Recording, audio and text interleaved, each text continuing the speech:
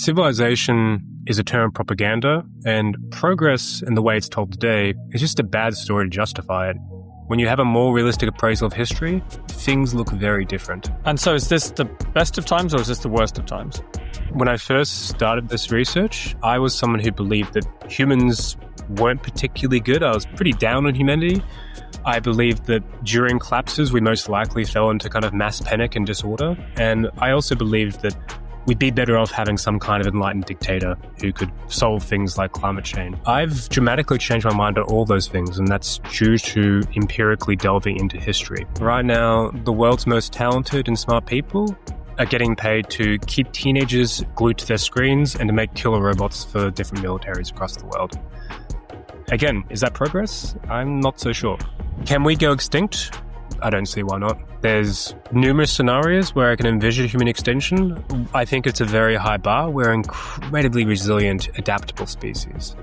But if you're looking at, say, for instance, a world where you have 4 degrees of warming, you have a geoengineering system set up to basically mask that level of warming, and then you have an enormous nuclear war, I don't know. I think that's a scenario where I can see extinction occurring.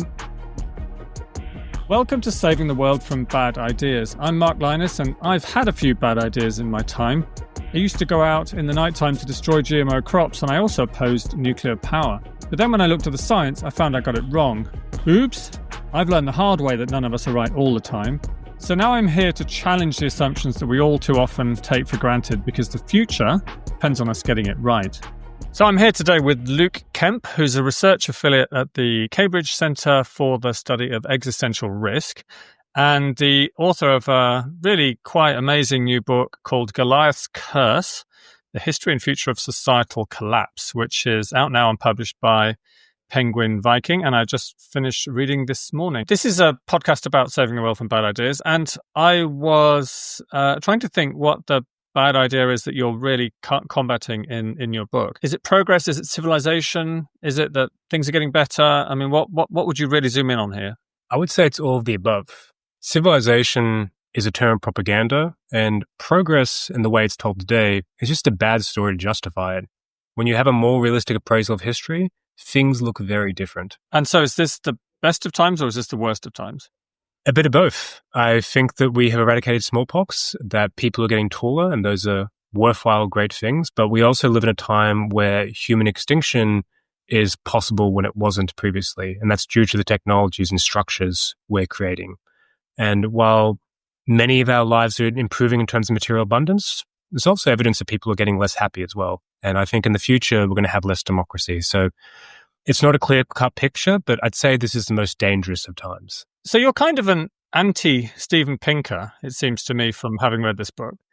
He was our first guest on our inaugural episode, and, this is about saving the world from bad ideas. And the bad idea that he was saving the world from was that there's no such thing as progress. And actually, it seems to me that your book makes the reverse case, that actually the arc of progress in history is a myth. So perhaps the bad idea for you is just progress. Right? Do you think progress is a myth, or do you think it's something that's really happened throughout history? I think it is real. However, I disagree with Pinker in terms of when it happens and what's the driving force here. There's definitely been progress in the last 200 years in terms of things like civil rights, the eradication of smallpox, growth in human height due to better nutrition, even improving rates of infant mortality, maternal mortality. There's been real, genuine improvements there. Where I disagree with Pinker is that this has not been something that's happened ever since the first states, say 5,000 years ago. This is not something that has happened primarily due to Enlightenment values. When we first had the Industrial Revolution, we actually had falling heights, worse health, worse nutrition, and lower life expectancy, even in the UK. By heights, you mean the stature of individual humans, right? Precisely. So in archaeology, and particularly osteoarchaeology, is called the study of bones, we use height as a pretty good general biophysical indicator. Generally speaking, if people are healthier, they have an excess of calories, and they have a more varied diet with high level of protein, they tend to grow taller. So height becomes a pretty decent proxy for how healthy people are. During times of famine or disease, they tend to be shorter. And what we see is that, surprisingly, in the wake of the Black Death, for instance, people actually get taller. The big key thing here is that there's less workers, and hence they have more bargaining ability with landlords, lords in general, etc. They get higher real wages, they become healthier, things get better in short. Interestingly, in the Industrial Revolution, it's kind of the opposite. People actually get shorter and life expectancy is lowered as well. What changes, and the reason why we get this big improvements, whether it be in sanitation, for instance, or the 40-hour working week, it's largely due to collective struggle. So technological change and Enlightenment values don't quite just lead to progress de facto. You need to have shared struggle. And historically, we just haven't had any clear evidence of continuous progress in the space of 5,000 years or anything like that. Quite to the contrary. A peasant in 16th century England was about as well off as an Egyptian peasant 8,000 years ago. Wow. Maybe give us your potted version of human history then, right from the very beginning, up until the modern day. Asking the easy questions, Mark. We began as a species 300,000 years ago, and we primarily existed as nomadic egalitarian hunter-gatherers. And often the myth here has been that we lived in these small ragtag groups that were mainly just families and who were pretty disconnected from each other.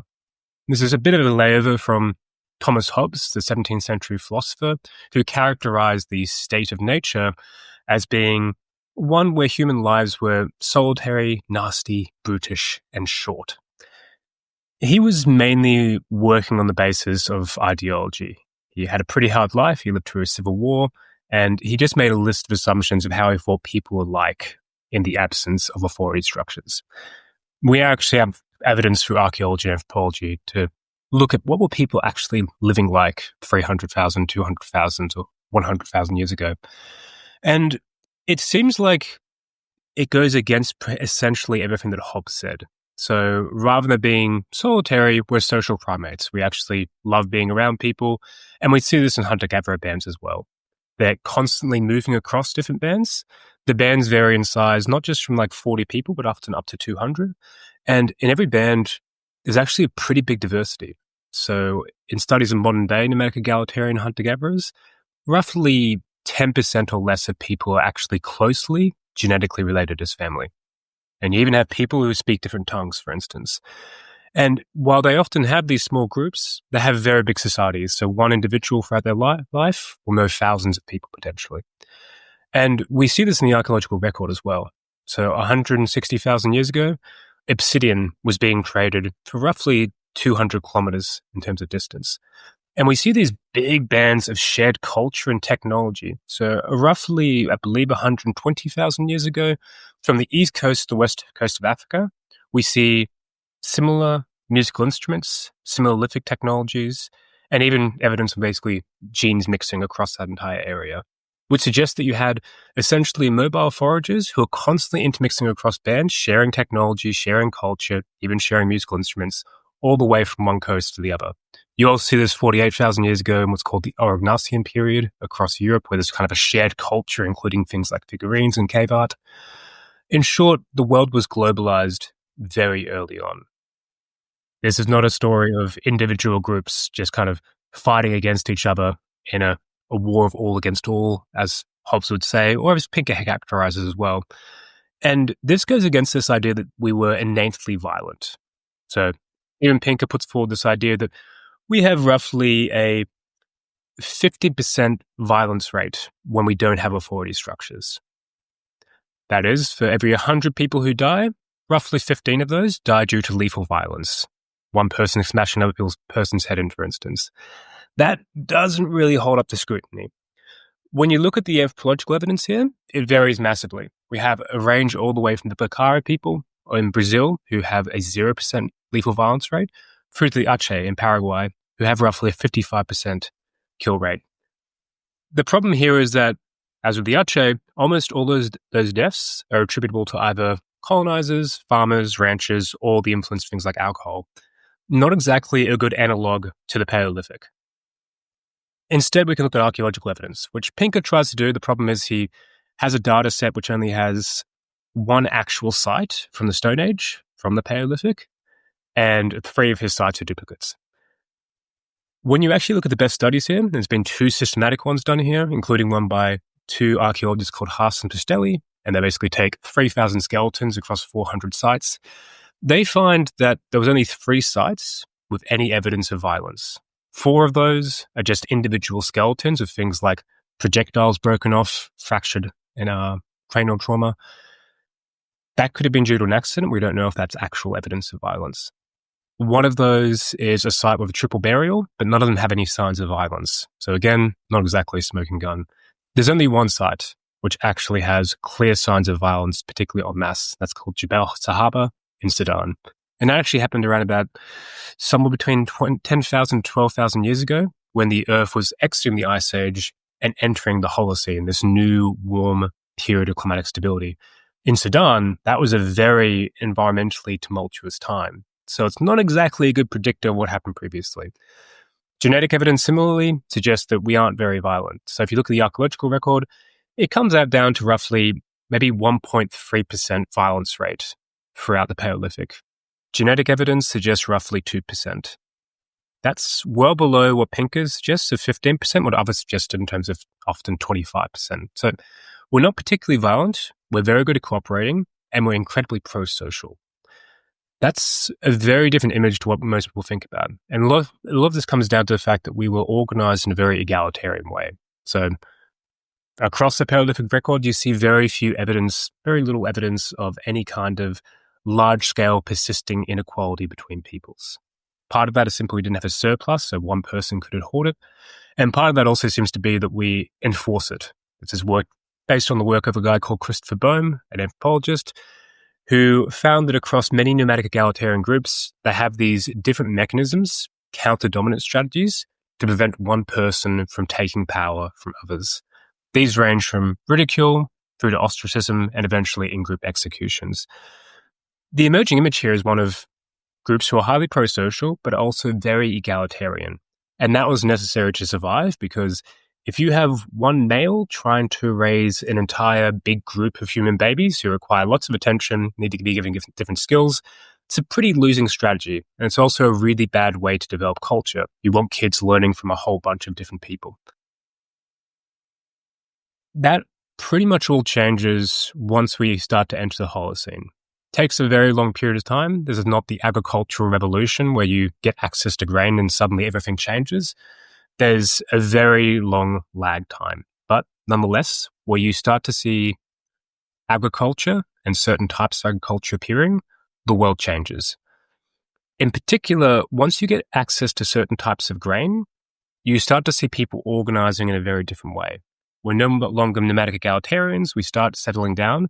But more importantly, we start to have social structures, which are what are called dominance hierarchies. Essentially, it's a ranking system where one person is placed above others, and they enforce that placement both across bloodlines, across time, and through the use of violence.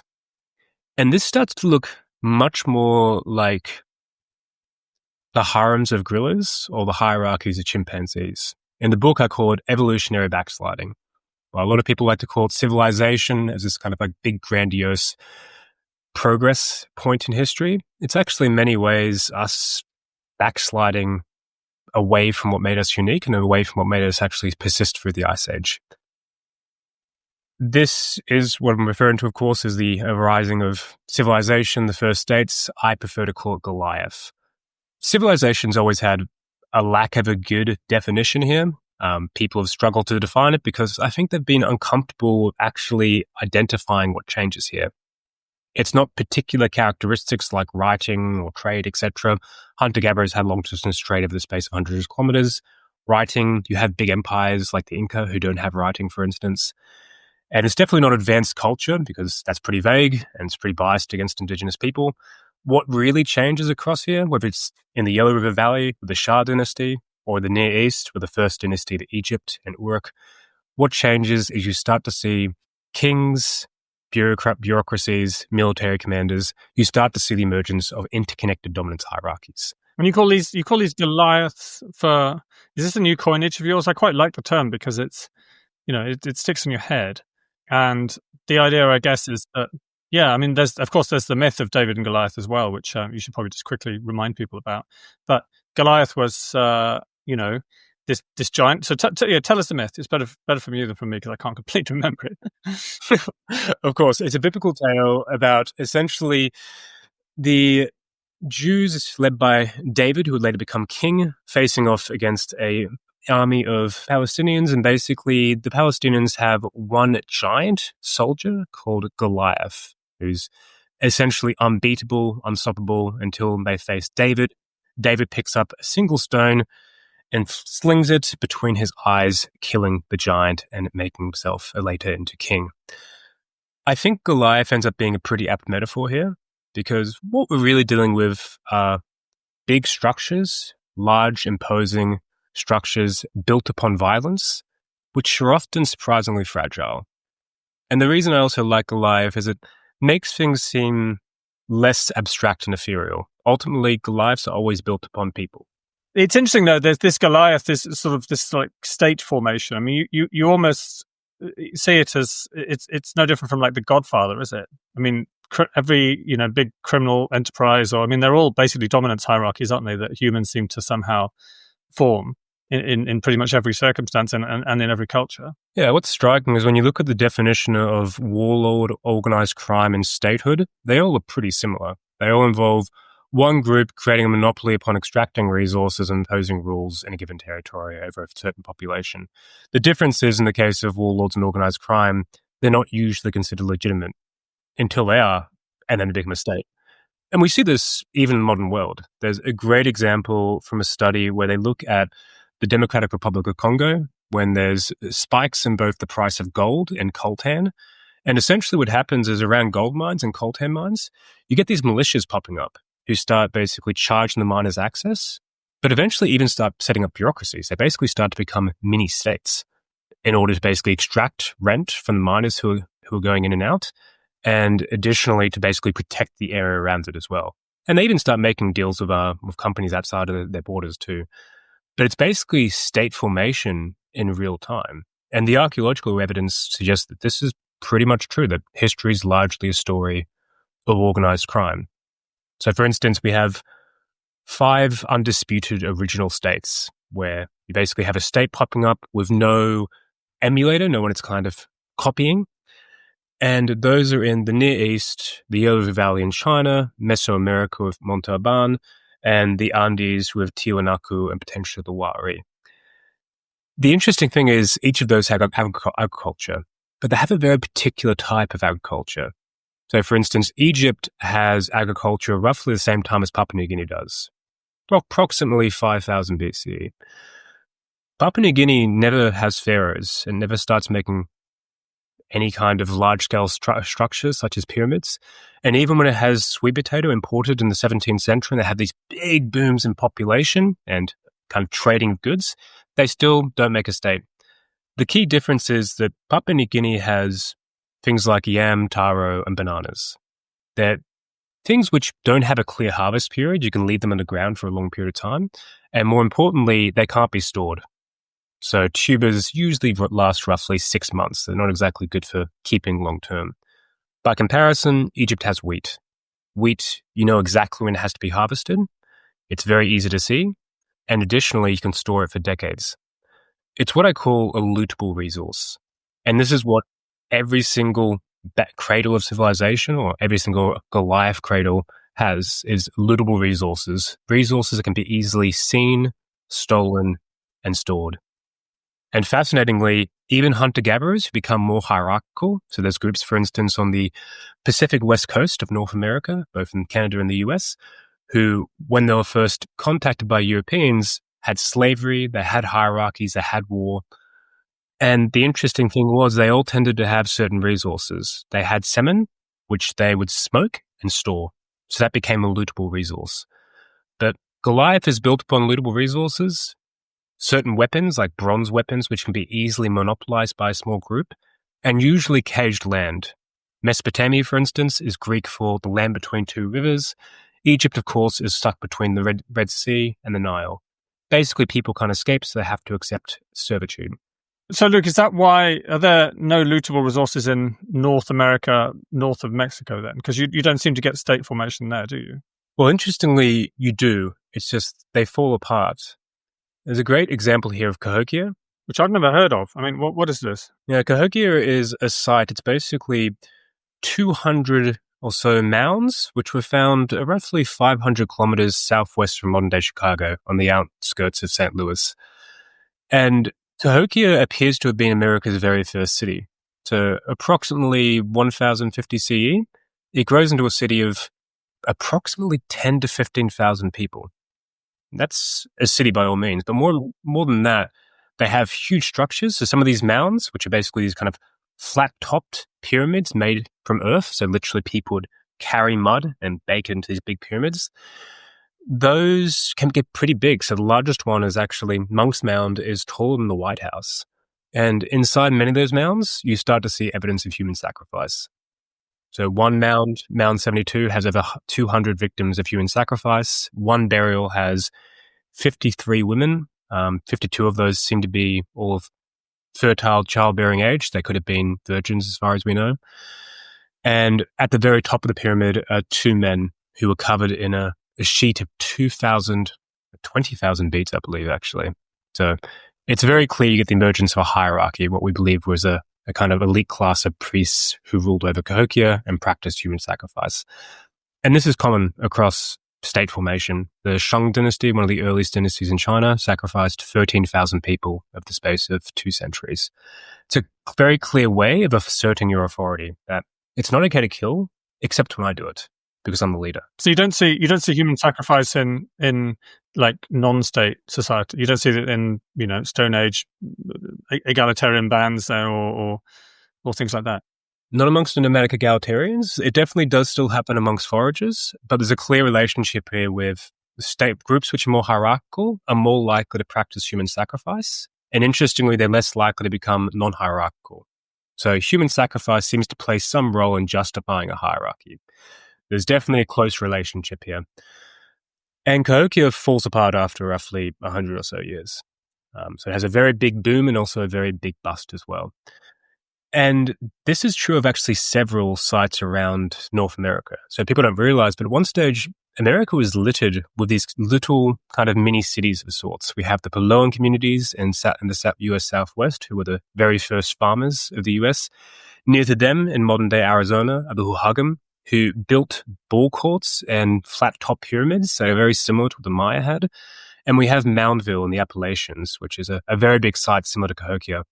What appears to have happened is the three sisters, as we call them, so corn, beans, and squash, were imported from Mesoamerica, so from the Zapotec and from the Maya, who had similar flat-top pyramids, imported up through the Southwest and up through the Mississippi, spread through the US, and eventually became the basis for these states. So interestingly, Cahokia emerges in 1000 or 1050 CE, which is approximately a century after corn arrives into the area. How do states then transform into empires? Essentially, they grow bigger and they swallow the communities around them. I mean, I think the term empire is a pretty fuzzy one, and scholars have always struggled to justify and define what an empire is. It's usually something along the lines of one state conquering another state. But conquest is something that even these kind of smaller groups do. Cahokia did take over communities around it, for instance. We have examples like the Calusa, who in modern-day Florida, they were basically a group of hunter-gatherers who relied upon fish, but actually built a kingdom where they ruled over roughly 200 kind of communities around them and got tribute in the form of agriculture. Those were in some ways empires, right? They didn't take over other states, but they had a very similar approach of we'll conquer the groups around us and we'll extract resources from them. So I think what we're dealing here with is a very similar model of governance, and the only difference is empires get really big. And they get really big, presumably, by continuing this process of extracting lootable resources from surrounding communities, which they then, I guess, invest in bigger militaries, and so the process kind of becomes self-reinforcing. Precisely. And I've often defined Rome as a pyramid scheme for exactly that reason. They basically conquer their neighbors, and they say, hey, if you guys join us and help us out, we can conquer your neighbors. And they basically just keep on going like that for a long period of time. And of course, the areas they conquer, they demand either a military levy or tribute, usually in the form of things like grain, but also soldiers. So it becomes a self-perpetuating exercise. And I guess for the issue of, a bad idea of progress, we need to try and understand really what life was like for ordinary people in these states and in these empires, right? Because obviously the kings and the pharaohs and the czars and the Caesars and whoever were all doing fine and were, conspicuously consuming vast quantities of wealth, huge feasts, and plastering everything with gold and so on. But what about ordinary people? I mean, it didn't, because we look back on, ancient Rome as a period of civilization, which must have been good for people, right? They had concrete, they had glass, they had plumbing, and they had hot baths and all of that. But you don't see that really, do you, for the actual ordinary peasantry who were supporting these huge criminal enterprises? No, one of the problems here is that we have a 1% view of history. So it's most easily seen in the archaeological record are big monuments, for instance. And the records we have tend to be written by the rich, the wealthy, the powerful, the kings of the time. That's not a good indication or a good viewpoint of what is actually happening for most people. Even at the height of Rome, roughly 9% of people were probably agrarian farmers. When you actually look at what we can call progress, you can kind of draw out some key indicators which you can trace through time. So one of these is, as mentioned, human height. And it's pretty telling that in these groups, pharaohs are substantially taller by a couple of centimeters, a couple of inches even, than the rest of the population. Similarly, in Mycenaean Greece, the kings are taller than the rest of the peasants. This seems to hold true for pretty much every state-based society. Interestingly, amongst hunter-gatherers, it's more or less equal. And interestingly, empires, despite being called golden ages, aren't often good for people's heights. So before Rome, people were increasing in height. Once the empire starts to take hold, and when I say empire here, I actually mean the Republic, because the Republic, let's face it, was an empire. It conquered millions of kilometers of territory. If that's not an empire, I'm not sure what it is. But long story short, the growth in people's heights actually slows down dramatically. And interestingly, people outside the empire keep on growing apace, which leads to people outside the empire being taller and bigger.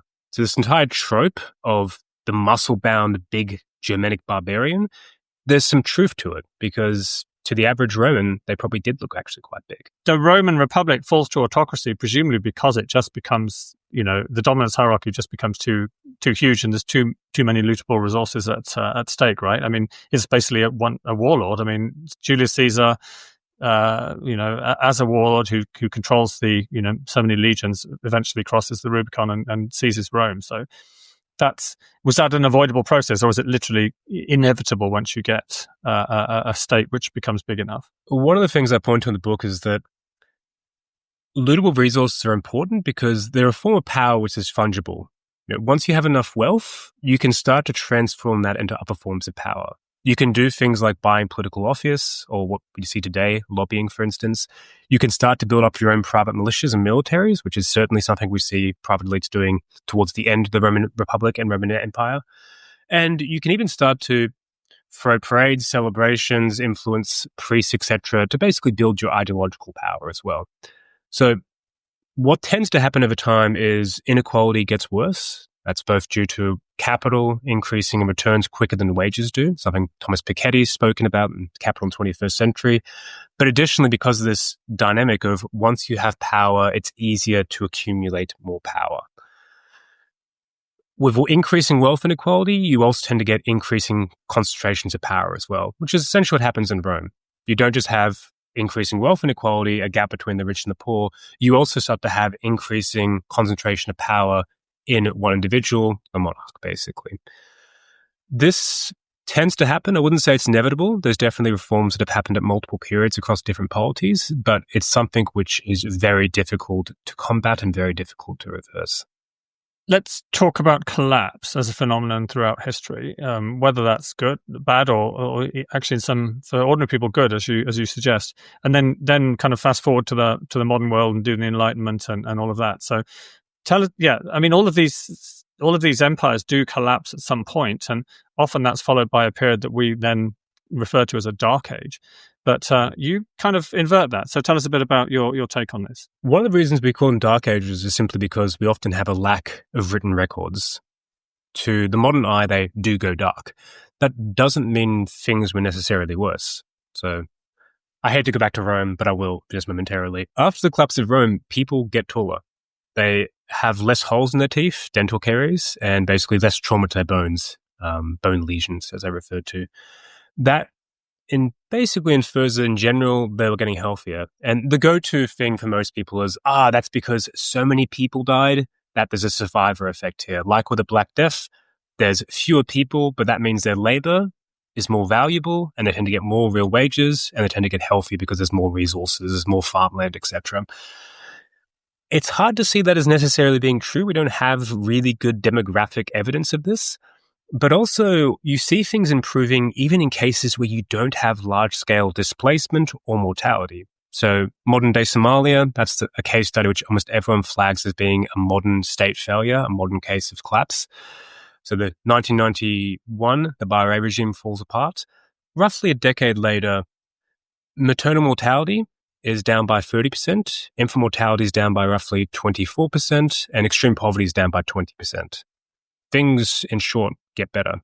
And funnily enough, it's not just because all of Africa is getting better. Even Somalia, in comparison to its neighbors, progresses much more rapidly. Life was just simply better under local regimes and even local warlords than it was under a predatory regime like Bahrain. And the key thing here is that most regimes across history have been more similar to Somalia than Denmark. I think we tend to take a picture of Australia, the UK, Denmark, pretty good welfare states that provide lots of public goods, and we project that into the past, when in reality, they were usually much more predatory oligarchic cartels. Yeah, and we tend to assume that the cities, because it looks like they empty out, right? Rome goes from a city of 1 million to, 30,000. It's basically empty. Everything gets smashed, looted. It looks like everyone's been killed. But you suggest that actually people maybe just left because there's a better life elsewhere. Rome decreased in population for several reasons, and one of the most overlooked is that people are no longer getting free grain. It's what's called the cura annoni. Basically, once Rome grows large enough, in particular once it takes over Egypt, it can afford to subsidize grain to the extent that everyone in the city of Rome gets free grain. That's a huge reason to stay there.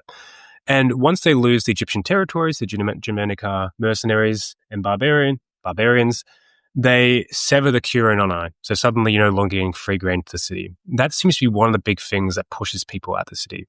If suddenly you have a city which is getting sacked multiple times a century, which is having plagues, and additionally you're no longer getting free grain, why wouldn't you move? And when we look at modern day civil wars, it's usually the rate of displacement, so how many people move in comparison to how many get killed in conflict, it's roughly 20 to 30 times more people move. You see this both in Syria and Iraq, for instance. I see no good reason as to why that was different in the past.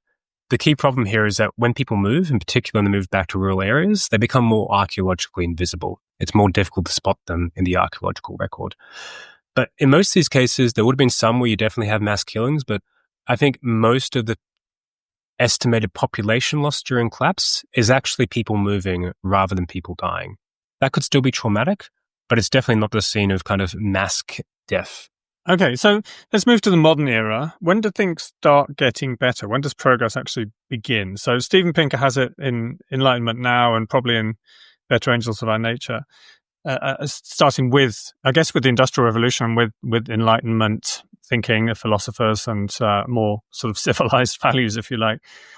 Actually, you don't think that's what's happening, right? So I've focused on height the most right now, but it's also worthwhile briefly mentioning wages.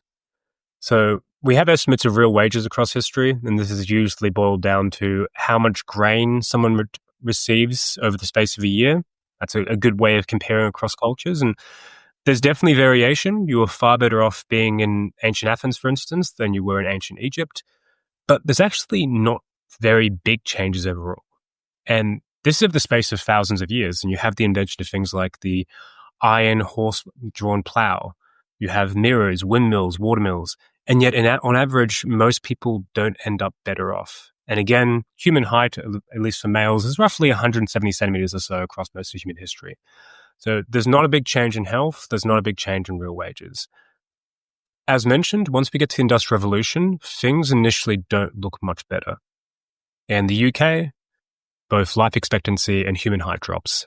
And you have some pretty horrible tales about children being essentially worked to death in mines, horrible working conditions with little girls basically being swept off the machinery and having every bone in their body crushed. It wasn't a particularly nice place to live. When you do seem to get this improvement, particularly in human health, which is usually associated with a couple of key things. I think we tend to make too much of the steam engine, not enough of sanitation. Sanitation was probably the key driver of improving life expectancy, for instance. All of these things were enabled by technology, yes, but they happen after you get big shared struggles, usually through things like anarchist movements, civil rights movements, suffragettes, etc. The expansion of the vote and basically workers' movements are the key drivers of progress rather than technology. Steven Pinker doesn't talk about unions much, or people fighting for their democratic rights as a sort of historical process that actually changes things significantly. I mean, this is about analysis of power, really, right? This is about power relations within societies. Precisely. Even collapse itself, I define as a power dynamic. It's about different power structures falling apart, and that has costs and benefits, winners and losers. It's not necessarily apocalyptic. It can be bad. There can be definitely bad effects, and I think it'll be worse going to the future, but it is ultimately a change in power. And technology can enable us to have more things, more calories, more energy, but if it's not widely shared and distributed through power networks, then people aren't going to be better off. Right. I mean, that's challenging to us at We Planet. We're kind of pro-technology, right? We want, nuclear to solve climate change without basically having to upend everything and have a massive, great global revolution and change how everyone lives and all this sort of stuff. We kind of posit that as a pragmatic way forward, but I guess you're a bit skeptical of that. Right? If you don't deal with power dynamics in societies, then can things really change for the better? I think in any kind of lasting way, probably not. And importantly, even if material lives do get better, you're probably going to have other areas of life which are valuable getting worse. So one thing we haven't spoken about actually is happiness. We've covered real wages, material prosperity, we've covered health in terms of height, but are people actually happier? One of the most surprising studies I came across is there's been a few studies which try to compare nomadic egalitarian hunter-gatherers that exist today, so people like the Khoisan and the Hadza, and compare them in terms of happiness against industrialized countries, including the US and Spain. Pretty staggeringly, hunter-gatherers are happier, both in terms of, I believe, life satisfaction reports, basically talking about how happy they are, but also in terms of what's called life experiential, which is the more accurate one, where you basically stop people at different points during the day and ask them, how happy are you? And when you look at the ethnographic data here as well, there's just loads of examples of hunter-gatherers basically just spontaneously bursting into song and dancing all the time, et cetera, et cetera. And when we actually look at what we know tends to make people happy, so things like having lots of leisure time, having lots of exercise, having very close social connections is a huge one. Those are all things that hunter-gatherers have in abundance. They don't have many material goods, granted, and there's still definitely problems. Like, for instance, infant mortality throughout the Paleolithic would have still been roughly 1 in 2. So only 1 in 2 children make it through to adulthood. That's horrible, of course. But those who do, they probably are happier than the average person in the world today, I'd say. I mean, if I had the choice between being randomly reborn on Earth or being reborn on Earth in the Paleolithic, I'd probably choose the Paleolithic. I lucked out massively getting born to Australia with certain attributes that are valued in society. But if I was reborn, statistically, I'm much more likely to end up as a sweatshop worker in China or a peasant farmer in India. And given the choice between that and a nomadic egalitarian hunter-gatherer, I go the forager. Wow. I mean, what about in industrial economies without sweatshops? I mean, you've still got high rates of suicide, mental health issues. Seems to be, I don't have numbers here, but it feels like there's an epidemic of mental health issues, particularly in younger people. I mean, can you say anything about that, or is it just a different issue? It's not something I'm too learned about. There's definitely other experts who can speak better to this. I do know that the US, for instance, ranks incredibly high in both suicide rates and depression, despite the fact that it has incredibly high levels of GDP. In general, there's definitely an epidemic of loneliness across most OECD countries, including very rich ones like Japan and like the US. I think there's a real question here of, are people necessarily getting substantially happier past a certain level of growth? There's pretty good evidence if you look at, say, for instance, Portugal, which I think has, 65% less GDP per capita than the US, but essentially ranks better than the US in almost every quality of life indicator. And personally, I'd much prefer to live in Portugal than the US. Again, lots of problems, but socially, you're probably much better off. So I think this is a tricky one. And I'm not really sure if past a certain level, we're really making ourselves happier, improving our internal experience by getting much, much wealthier. Um, so even if you put aside real wages and human height, I think the human arc here is actually one of most people today, smaller and probably sadder than people during the Paleolithic. Wow. So you're a growth skeptic in terms of economic growth today and GDP as as a measure of progress? I believe that GDP up to a certain point can provide human progress. I'm definitely a fan of Ghana growing, for instance. I believe after a certain point, you're better off on focusing what you're growing rather than focusing upon GDP in general. I would be a big fan of most places having less production of nuclear weapons, SUVs, private jet planes, advertisement, etc.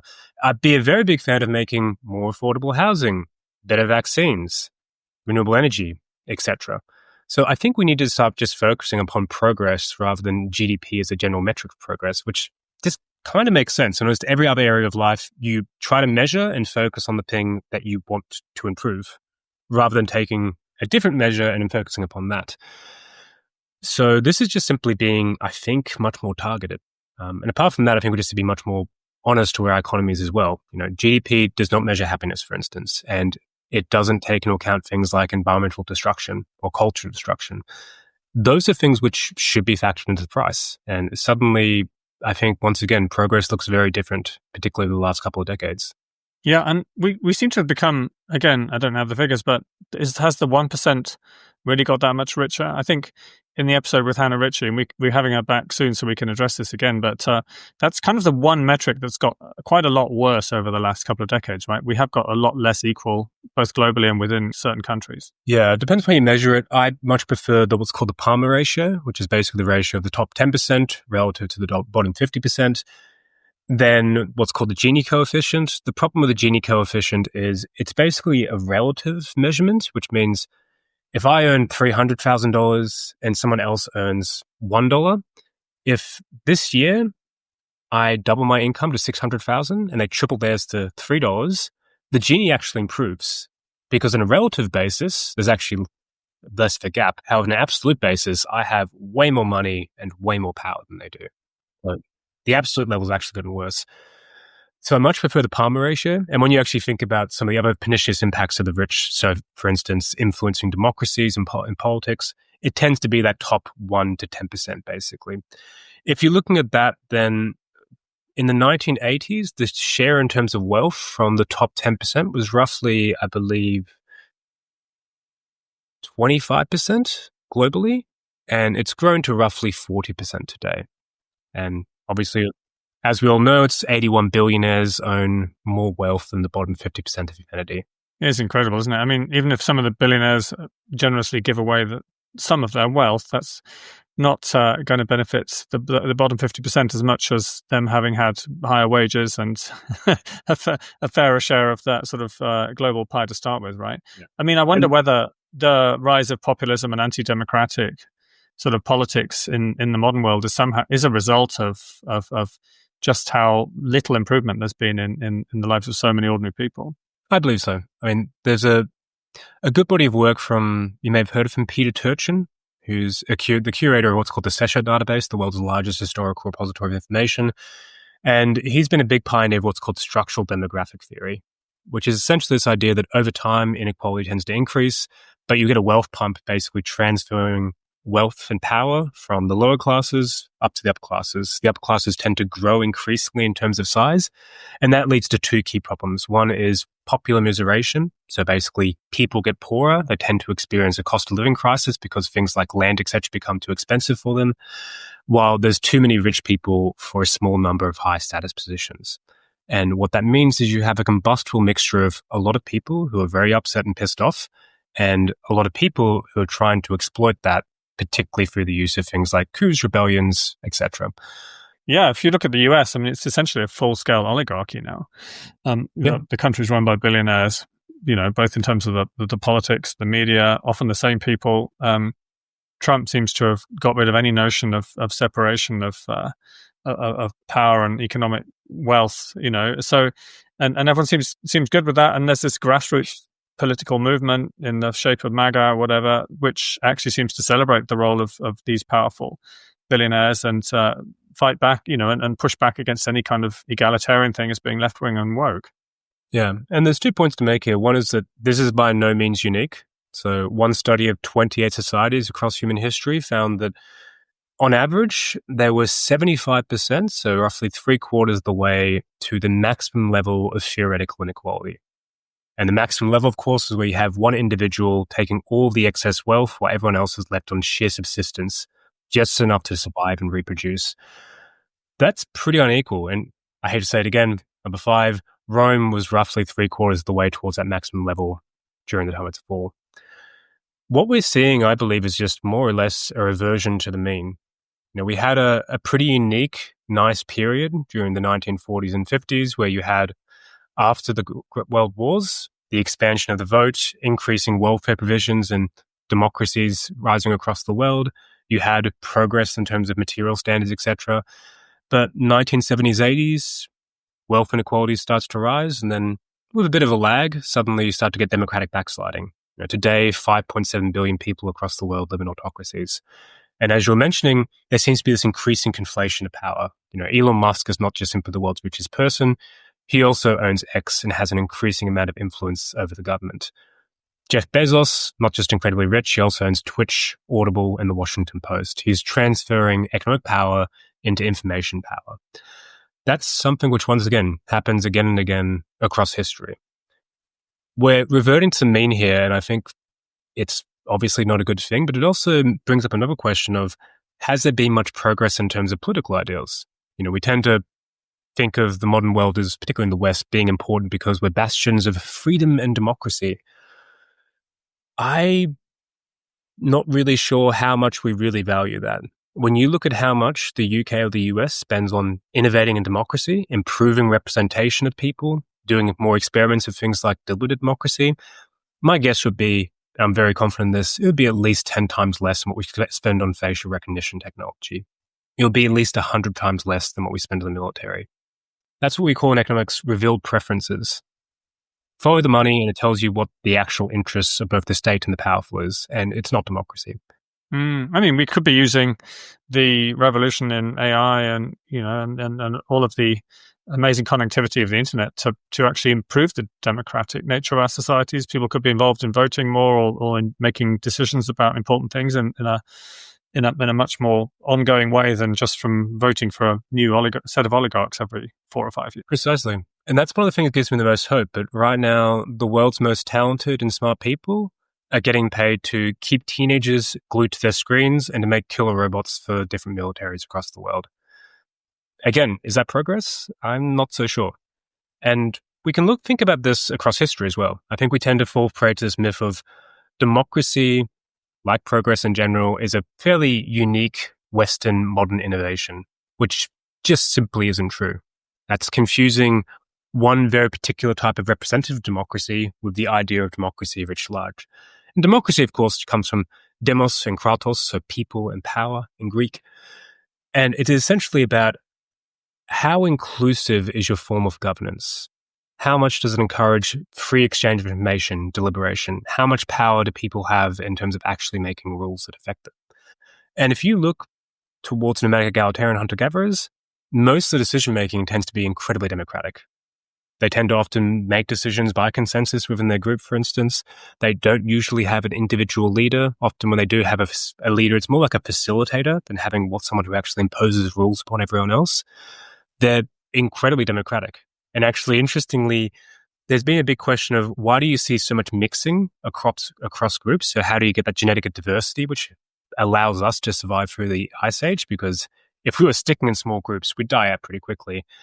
And one of the best explanations is that there's equal decision-making between men and women in terms of when they move to basically stay with a different family. And as soon as you have that in models, suddenly you get this kind of very similar genetic intermixing. If you have a situation where the man always stays with his family or the woman always stays with their family, suddenly you start to get far less genetic diversity. But in short, there was probably a fair bit of gender egalitarianism, at least in political decision-making as well. So I don't think this is a clear arc of moral history either in terms of things get better with increasing democracy over time. And even when you think of our version of democracy, it's worthwhile bearing in mind that this comes from, I think, the 12th century of Alfonso IX, who was a Spanish leader. And basically, Alfonso IX uses this as a way of creating an initial parliament of the rich warriors and bishops in order to basically raise taxes for the military to do the Reconquista, which is basically pushing the caliphate out of Spain. It was never about trying to have mass representation or anything like that. And actually, even that model was contested by other ones. Like Barcelona at the time had a model where you'd have an assembly basically give a mandate to a leader, to a representative, who was then authorized to represent that mandate elsewhere. The thing was, if they deviated from what the assembly said, they could be executed. It's a very different model of democracy and a very different model of representative democracy. So I think we're getting blinded by just one very historically contingent model, which was exported across the world through colonization. I thought democracy started in England with the Magna Carta. Have I got that wrong? At least in terms of parliamentary democracy, no. It starts with Alfonso IX. That's substantially earlier than Magna Carta. And England does have its own unique trajectory, of course, but it seems to have been influenced by ideas elsewhere. And even in the case of England, there's a good book called The Narrow Corridor by Darren Acemoglu and James Robertson. And they basically trace the kind of stirrings of democracy in England, actually in large part to the democratic practices of Nordic peoples and Germans who basically migrate into England after the fall of Rome. And they have things like tings, which are basically small-scale assemblies, for instance. Germanic tribes had the same thing as well. And those end up being kind of grassroots examples of parliaments, which are then picked up and scaled up as well. Yeah, there's one in Iceland, isn't there, that claims to be the world's first parliament? Yeah, they actually in Iceland tried to have a more or less a kind of mass-produced constitution at one stage as well after the global financial crisis. What about the issue of existential risk, if we can move on to that? Because obviously you're at the Centre for the Study of Existential Risk, and you look at that quite a lot in the latter part of the book. And so you've got this kind of global Goliath now. So these smaller states and empires have basically congealed through colonialism, and we've not talked about that, but into this gigantic global entity, civilization, if you like, which is now running up against planetary boundaries. It's got nuclear weapons, so it can destroy itself. It's developing AI, which potentially is an existential risk as well. There's pandemics. There's all sorts of things. I mean, you don't sound very optimistic about the sort of end game for this global Goliath. Talk to us a bit about that. I spent 7 years writing this book, and interestingly, it made me far more optimistic about people and far more pessimistic about the future, which I think is actually kind of the opposite of Steven Pinker, who seems very pessimistic about people, very optimistic about the future. And the key there is, I think people are pretty good. I think we're pretty kind, decent, and we get through the ice age because we can rely upon each other. We can, if we have a drought in one area, we have mutual aid. We can go visit a family member or a group elsewhere. And we're pretty peaceful, all things considered. And I think it's our institutions that actually amplify the worst in us.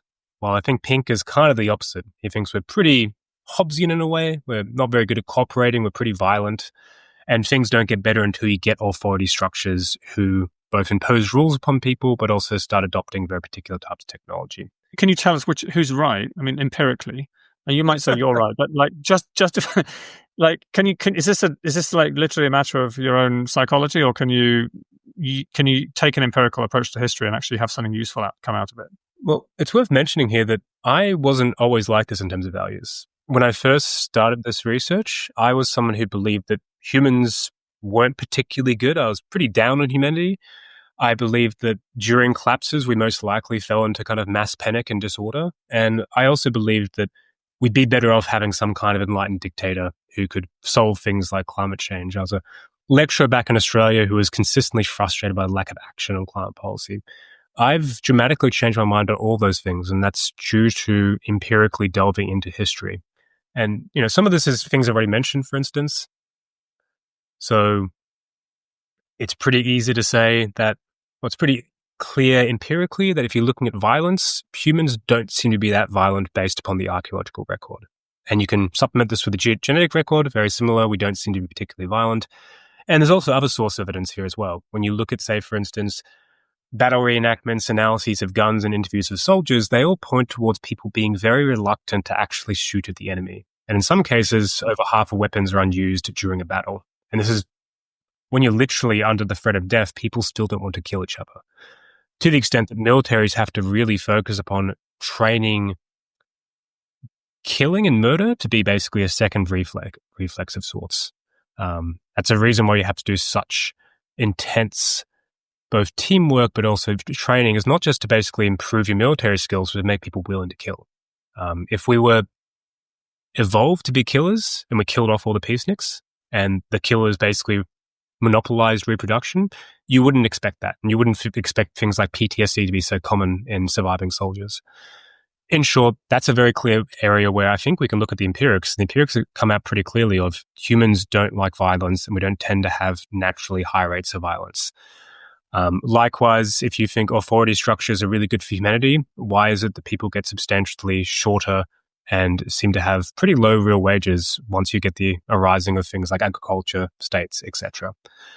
And why is it that you don't have large-scale improvements in human welfare across the population as you get much better technology across most of history? Pretty easy answer is there's certain times when you do get improved welfare, and it tends to be when workers get more bargaining power, like in the wake of the Black Death. So empirically, I naturally think I'm right here, and I think there's very good reasons to believe that humans are pretty good. Technology can be good depending upon how it relates to power structures. And there's very good reasons to be concerned about the future. Go on and tell us why you're optimistic about humans, but we're not necessarily programmed to all start murdering and eating each other the minute that the veneer of civilization is removed. But what's making you pessimistic about the future, and are there any ways out? You've probably heard the quote from E.O. Wilson, the biologist, who puts forward the fundamental human predicament and problem is that we have Paleolithic emotions, medieval institutions, and godlike technology. I think he's wrong there. I don't think it's the fact that we have these outdated bad emotions. I think we work pretty well together as a cooperative species. We're very good at deliberating. I think the problem is our institutions tend to bring out the worst of us. So a little thought experiment I like to give is imagine the US or Russia as a person. So you take the entire edifice of the government and you boil it down to one person who's stalking outside in the streets. What are they like? Are they someone you want to be friends with, Mark?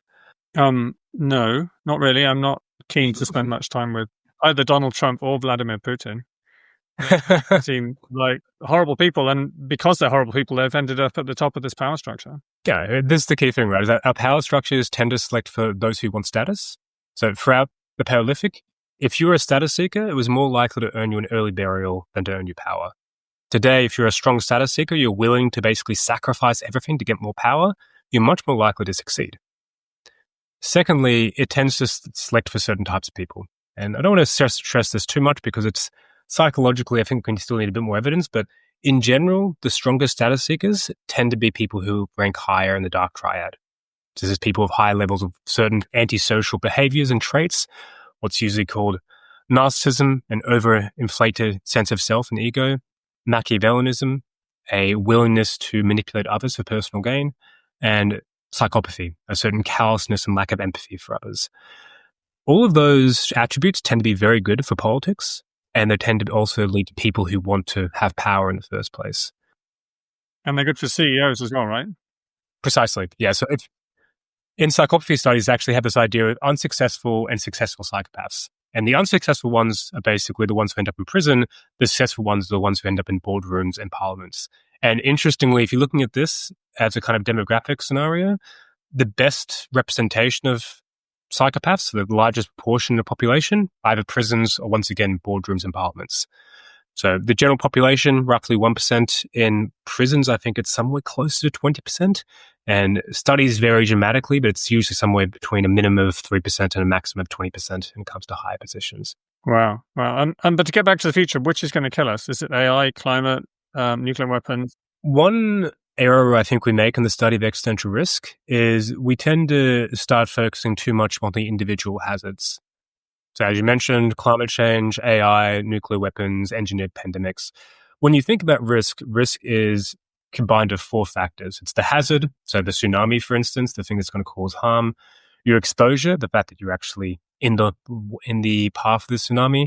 your vulnerability, the fact that you don't have the infrastructure to withstand a tsunami, and your response, whether or not you run away, for instance.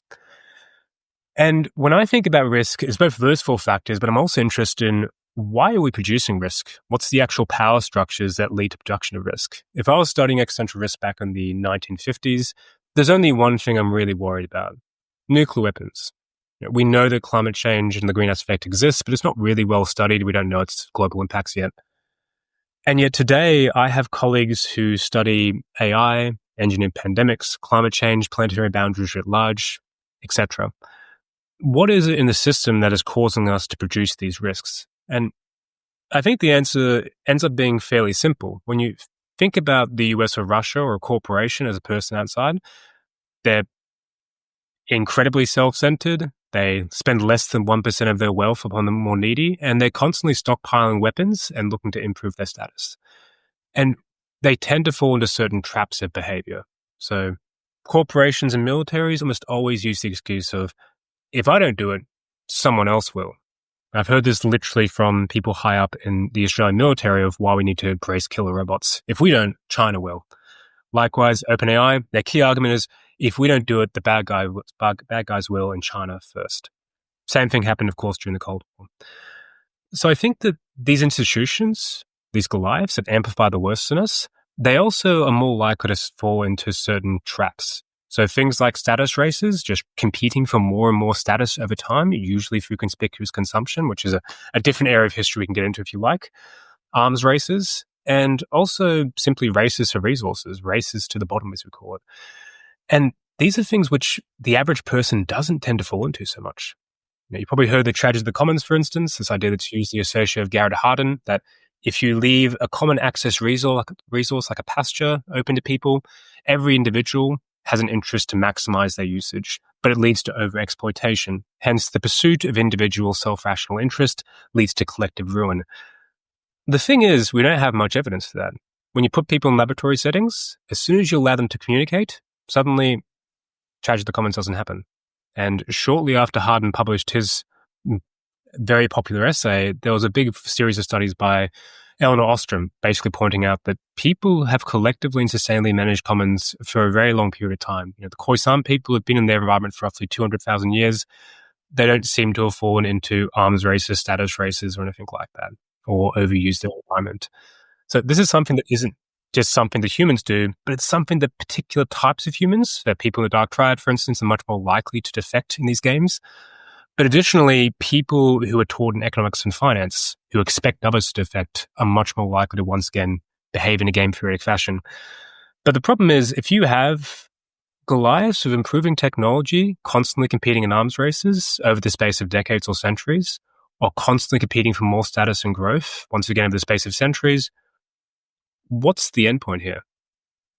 I find it very unlikely that over 2 centuries, we just managed to keep our luck when it comes to nuclear weapons, for instance, particularly if we're innovating. Exactly. Well, me too. I mean, I've written a book on this, and the only conclusion I could end up with was that we needed to get rid of them altogether. Otherwise, sooner or later, there will be a nuclear war, and that's a pretty much a collapse scenario for our whole global civilization. Nuclear war. Are other threats likewise? I mean, I don't know about climate. I think that's solvable, but and we can adapt to smaller extents of warming, like 2 degrees or so, but above that, I'm not so sure. I don't know what to think about AI, though. I mean, can you tell us give us a couple of minutes on why? Because you sound quite negative about it, and I'm a bit surprised. I thought AI was generally looking more positive these days. The key concern that most people in my field have around AI is this idea of alignment. And the concept here is that once you have an AI system that can code better than the average person and can essentially recursively self-improve, it can improve its own code, rewrite itself and get better and better, that it could in a very short period of time become substantially more intelligent than the average person. It could become orders of magnitude more intelligent. And bear in mind, differences in intelligence here are often pretty minor. So Albert Einstein had an IQ that was probably only less than 100 larger than yours or mine, for instance. An AI system, the theory is that if it could do the self-recursive re-improvement, it could get 1,000 times more intelligent very quickly. And if it's not perfectly aligned with human values, then it could very easily end up in this kind of genie trap where whatever goal you give it, it will pursue, but in such a way that's detrimental to humans. The funny kind of strawman example that's always given here is the idea of the paperclip maximizer. So you give an AI system a goal to maximize paperclips, which it does very truthfully and diligently, but it views humans as simply resources to be used for paperclips. So it turns the entire planet, including us, into paperclip machines and factories and expands across the cosmos building more paperclips. And you don't have to go that far, of course. It could be something simple like you want people to be happy, so it hooks us all up to dopamine machines, for instance. But it's very hard to make sure you have a goal function embedded into the machine, which can't in some way be hacked. That's the kind of most out there extreme speculative scenario of superintelligence, and that's one reason why a lot of my colleagues are concerned. I am more skeptical, but to be frank, I can't rule it out. I can't write it off. When you look at the actual surveys here, usually across people who do machine learning, it ends up being usually in the ballpark of, people put an average of roughly 5% or so of this resulting in kind of a human extinction, really bad level scenario. Sometimes substantially higher as well. And the people who think we're actually going to reach this kind of level of superintelligence in the next 100 years tends to be usually above the majority. It's worthwhile noting surveys aren't a particularly good way of doing forecasting, and the actual range here is all the way from people who think we'll never build this through to people who think we'll build in the next few years. That's one concern. What worries me potentially even more is simply that AI speeds up all the things we're doing right now, including all the negative things. And that includes things like the extraction of fossil fuels, for instance, energy demand. There's one paper which hasn't been published yet, but I have some colleagues working on it, where they tried to ask a large number of energy modeling experts how much they think AI is going to increase energy demand by 2050. And they basically asked them in a survey, got them to do a deliberative exercise, or basically discussed across each other, did another survey. And the end result was a range from somewhere like, I think it was 5 to 50% increase in energy demand. It's going to be pretty hard to meet our climate goals if we're expecting that surge in energy, for instance. And on top of that, when you actually look at some of the main applications of AI right now, it once again tends to be keeping people glued to screens and additionally the use in militaries. Obviously, in the case of Ukraine and Russia, already actually have a large number of lethal autonomous weapons, drones hooked up to weapons which are often given the ability to kill without human oversight being used. They're being used, different algorithms being used in Israel. You've probably heard of the Lavender system, for instance. Yeah. It's basically a way to automate the selection of targets based upon some pretty sparse data of who could be a terrorist, then just basically drop a bomb on them. Usually with another algorithm called Daddy's Home, which tried to trace people to when they got back to their family homes because they're more easy to hit with a bomb then. When you actually, which means you kill all their family and their children, but never mind about that. Precisely, yeah. So, and there's been reports that within the Israel military, they're willing to happy to accept a collateral damage of roughly 20 to 1. So for every one potential military target hit, and they, again, based upon an algorithm we can't entirely trust, they're happy to kill 20 people. Again, unverified, and IDF will dispute that, but it's something that insiders are saying. But when you look at all the existing big applications of AI and where the money's going, and I haven't even started talking about mass surveillance, for instance, and facial recognition, they don't exactly point towards a better world. There's very little money going towards things like how do we improve democracy using AI, as you mentioned, for instance.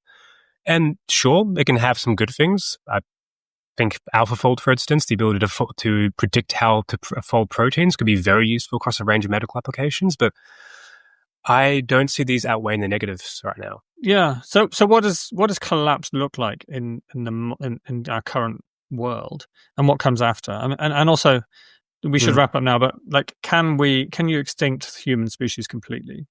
The easy questions once again, Mark. You start with explain all world history and end with can you extinct the entire human species? Yeah, you've got 90 seconds for that one.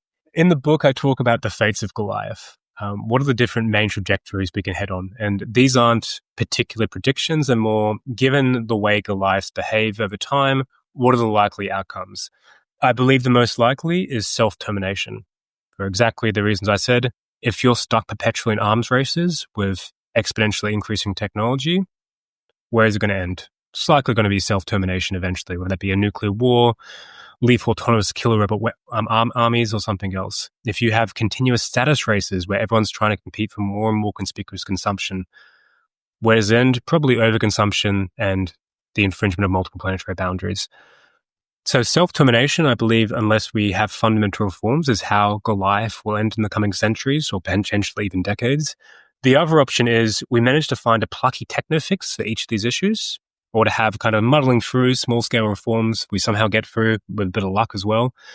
But I think that does not end in a particularly nice world. It ends in what I call Silicon Goliath, which is potentially a world of more material abundance, maybe less. But one thing is for sure, it ends in a world where you have more mass surveillance, you likely have more autocracy, less genuine democracy, and you probably have increasing concentrations of power as well. So we spoke about Goliath fuel, monopolized weapons, caged land, and livable resources. Goliaths tend to change over time and evolve. And the Silicon Goliath, rather than having grain as a livable resource, will still have grain, but it's going to have data as well.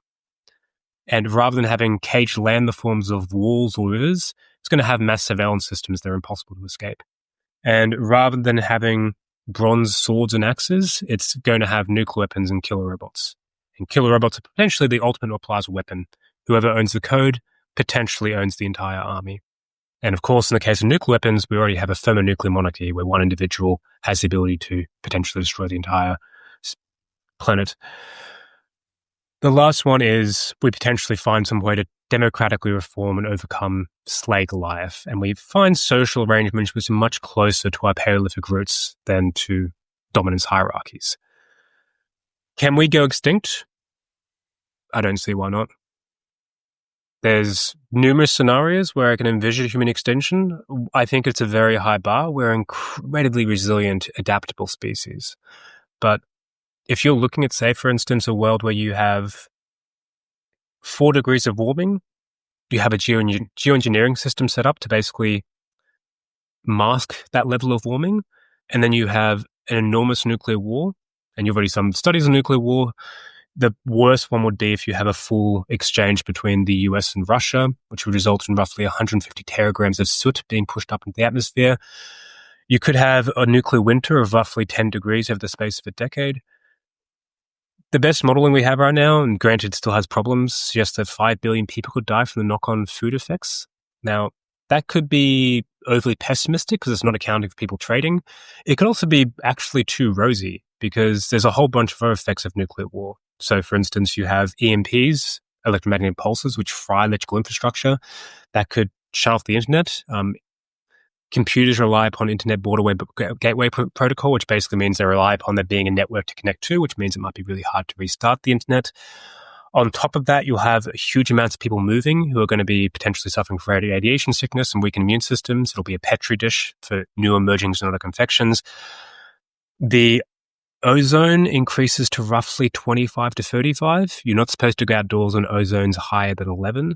And of course, you can get even other things like ocean acidification. So there's a huge number of knock-on effects from nuclear war that we don't consider, which if you combine that with suddenly a bounce back of 4 degrees of warming, so you destroy the solar geoengineering system and you get 4 degrees of warming over the space of a decade or two after the nuclear winter, I don't know. I think that's a scenario where I can see extinction occurring. I don't think there's anything that special about our species which makes us immune to extinction. Well, let's end there on that.